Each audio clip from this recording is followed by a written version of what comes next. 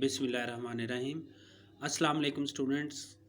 कल हमने second letter किया था, आपको पता है, तो आज हम जो है वो थर्ड लेटर करेंगे। थर्ड लेटर है write a letter to your sister. अपनी बहन को ख़त लिखें कॉन्ग्रेचुलेटिंग हर, उसे मुबारकबाद देने के लिए, on her success in the exams, इम्तिहान में कामयाबी पर। इम्तिहान में कामयाबी पर मुबारकबाद देने के लिए अपनी बहन को ख़त लिखें। ओपनिंग यहाँ पे एड्रेस लिखा हुआ है, लेकिन आपने वही लिखना है, एग्जामिनेशन हॉल, सिटी, ABC और डेट लिखनी है।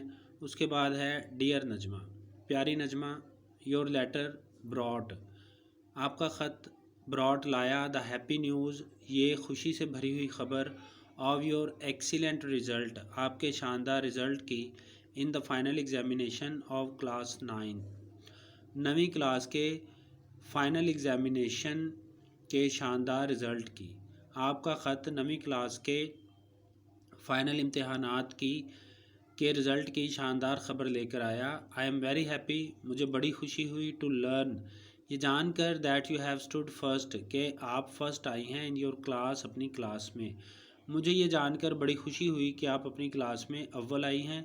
एंड मेंटेन्ड योर पोजीशन, और आपने अपनी पोजीशन बरकरार रखी। पोजीशन बरकरार रखी से मुराद, यानी इसका मतलब है कि पहले भी वो अव्वल आती है, जो उसने अपनी पोजीशन बरकरार रखी। I am very proud of you, मुझे आप पर बहुत फ़ख्र है।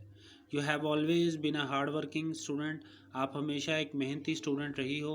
एंड आई होप, और मुझे उम्मीद है, you will work even harder, कि आप इससे भी ज़्यादा मेहनत करोगी नेक्स्ट ईयर, अगले बरस। और मुझे उम्मीद है कि अगले बरस आप इससे भी ज़्यादा मेहनत करोगी। As the competition will be quite hard, क्योंकि कंपटीशन, मुकाबला, क्वाइट हार्ड, बहुत ज़्यादा सख्त होगा।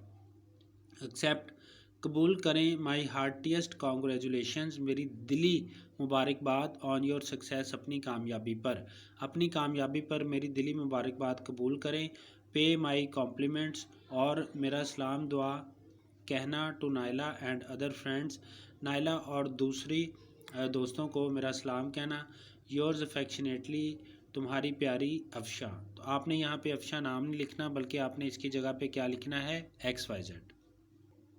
इसके साथ हम लेटर के साथ कॉम्प्रीहेंशन कर रहे हैं, तो आज सेकंड कॉम्प्रीहेंशन करेंगे। यह है ऑन ए समर डे, गर्मियों के एक दिन में, a fox felt very thirsty, एक फॉक्स बहुत प्यासी थी, एक लोमड़ी बहुत प्यासी थी।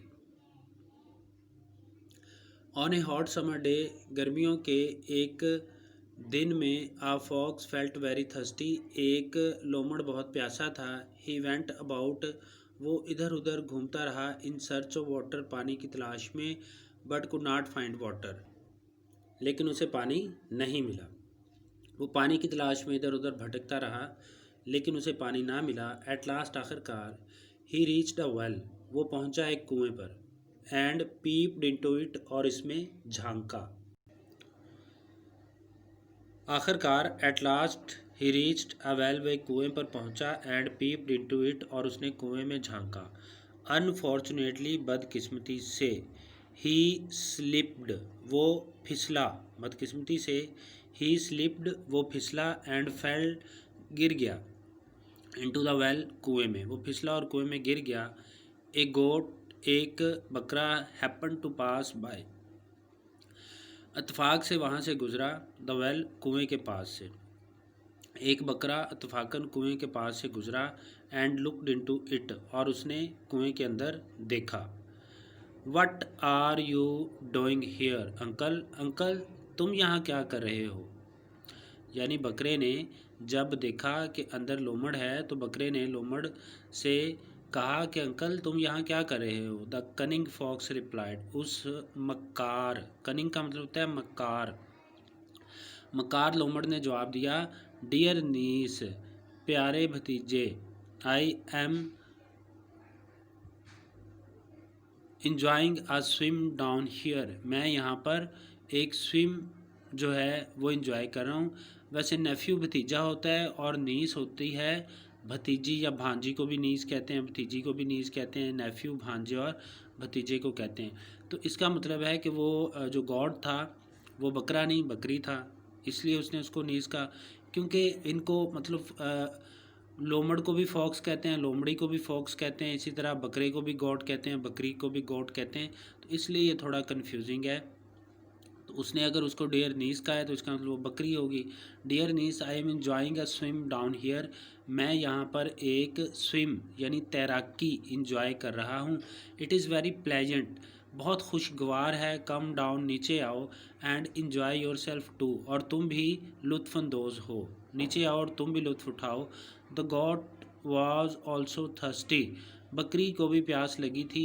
She jumped into the well, उसने कुएं में छलांग लगा दी। बकरी को भी प्यास लगी हुई थी, उसने कुएं में छलांग लगा दी। अब हम इसके क्वेश्चन करेंगे जैसे हमने कल किए थे। तो पहला क्वेश्चन है, what happen to the thirsty fox, प्यासे लोमड़ के साथ क्या हुआ, प्यासे लोमड़ के साथ क्या हुआ।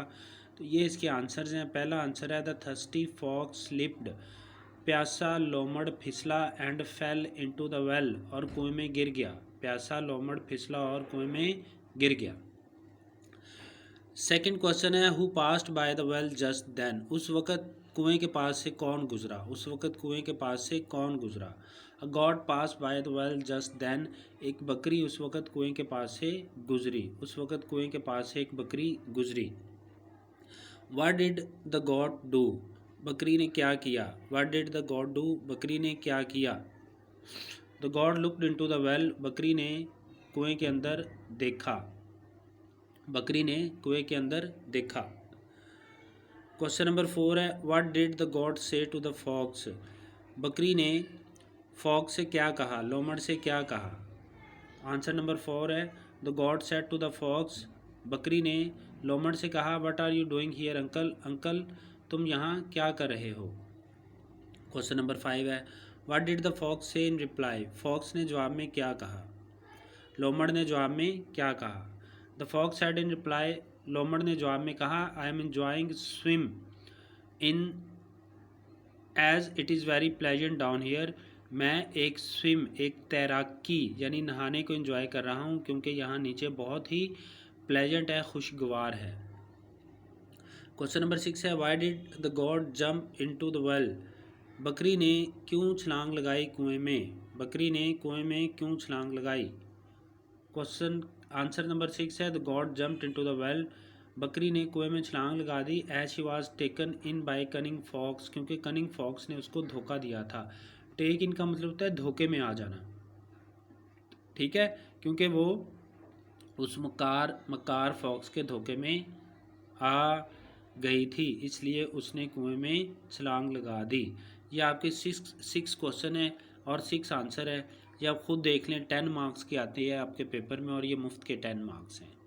ठीक है, कल नेक्स्ट करेंगे। अगर कोई बात आपको समझ नहीं आई, अगर आप कुछ पूछना चाहते हो तो ज़रूर पूछना। अल्लाह हाफिज़।